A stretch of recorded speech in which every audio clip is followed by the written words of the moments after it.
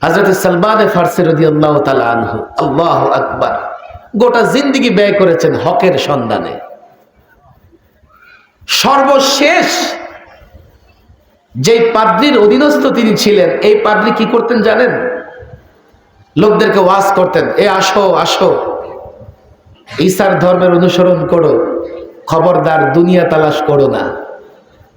সালমান ফারসি দেখতেন এই পাদ্রী আবার রাতের বেলায় দিনার দেরহাম নিয়া গড়ের ভেতরে খোদাই করে মটকা রাখা, এই পয়সা নিয়ে কি করতো? মটকায় জমা করত।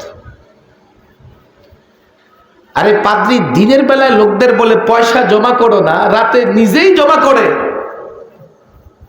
কদিন পরে গেল পাদ্রী মারা। সালমান ফারসি বলে, এই তোমরা এই লোকের কথা শোনো, এই লোকের অবস্থা দেখো। কি অবস্থা? গিয়ে দেখো ঘরের ভেতরে মাটির নিচে মটকা ভরা স্বর্ণ রৌপ্য। লোকেরা গিয়ে দেখলো, তাই তো। এই লোকেরা কি করছে জানেন? দাফন তো দূরের কথা, পিছন দিয়া বাঁশ ঢুকাইয়া চৌরাস্তার মধ্যে 7 দিন তুলে রেখে দিছে। সারা জীবন হকের সন্ধানে সালমান ফারসি জীবন ব্যয় করেছেন। আপনাদের সারা জীবন না, আল্লাহর কসম করে বলি, কোন আলেমের সান্নিধ্যে যদি 1টা ঘন্টা ব্যয় করেন, 1 ঘন্টা পরেই আপনার মন সাক্ষ্য দেবে, আল্লাহর কসম উনি আলেম, উনি আলেম না। লম্বা সময় থাকতে হবে না, এতটুকু তো করবেন। একজন বলে দিচ্ছে যে ওমকে রাসূলুল্লাহর দুশমন, আপনি তাকে দৌড়ানি দিলেন, অথচ যে বলতেছে ওমকে রাসূলুল্লাহর দুশমন, সে যে দুশমন আপনি একটু যাচাই করে দেখলেন না।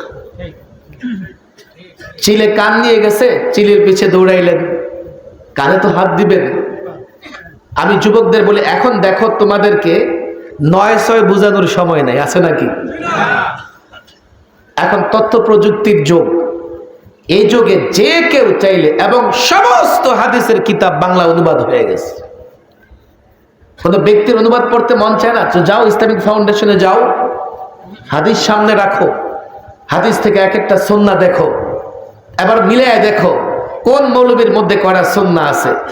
যার মধ্যে যত বেশি সুন্নাহ আছে তাকে মানবো ইনশাআল্লাহ, মানবো তো ইনশাআল্লাহ। আমাদের মধ্যে কোনো রকমের কলহ থাকবে না। আর এই কলহ দ্বন্দ্ব সৃষ্টি করে দেয় মিস্টার ইবলিস। আমাদের মধ্যে বড় কোনো ইখতিলাফ নাই, এই ছোট ছোট বিষয়ের ইখতিলাফ দিয়া আমরা কিন্তু পরস্পরের দুশমন হয়ে যাই। আমি নালা দক্ষিণের যুবকদের, আমি এলাকার যারা আছেন মুরব্বী, তাদেরকে বলবো, দেখেন আপনারা ভুল বুঝবেন না ভাই, এখন আর ভুল বুঝার মৌসুম নাই। একটা সময় ছিল মানুষের কোরআন সুন্নাহর সঙ্গে কোনো সম্পর্ক ছিল না, একজন এসে বললে অন্যজন মেনে নিত, কিন্তু এখন তো আপনার হাতের মুঠোয় আছে, আপনার অ্যান্ড্রয়েড ফোনের ভেতরে আছে।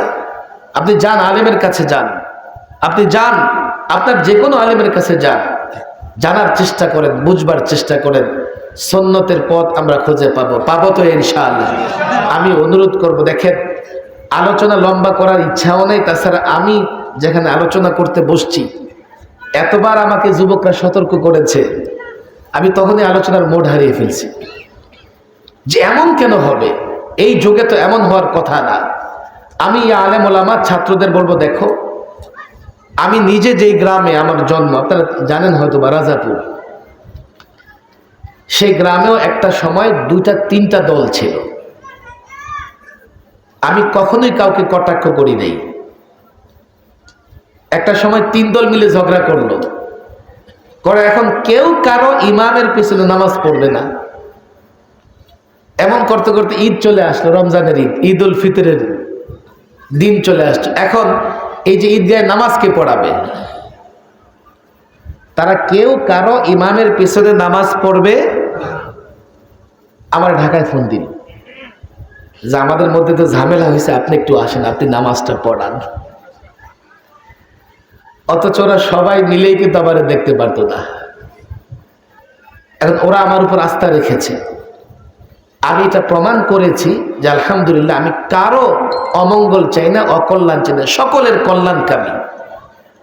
যদি আমার ভুল হয় আমি মেনে নেব, বাপ দাদারা সবকিছুই জানতো এমন না, আবার সবকিছুই জানে না এমনও না। একটা সময় বাংলাদেশের শিক্ষিতের আর কত পার্সেন্ট ছিল? এখন দেখেন গ্রামের সাধারণ ছেলেটাও বাংলা পড়তে পারে। আর একটা সময় অনেক মুরব্বী ছিল, বাংলা পড়তে পারতো না। একটা চিঠি একটা আসলে এটা পড়ানোর জন্য পাড়া মহল্লায় ঘুরে বেড়াতো। কথা ঠিক না বেঠিক?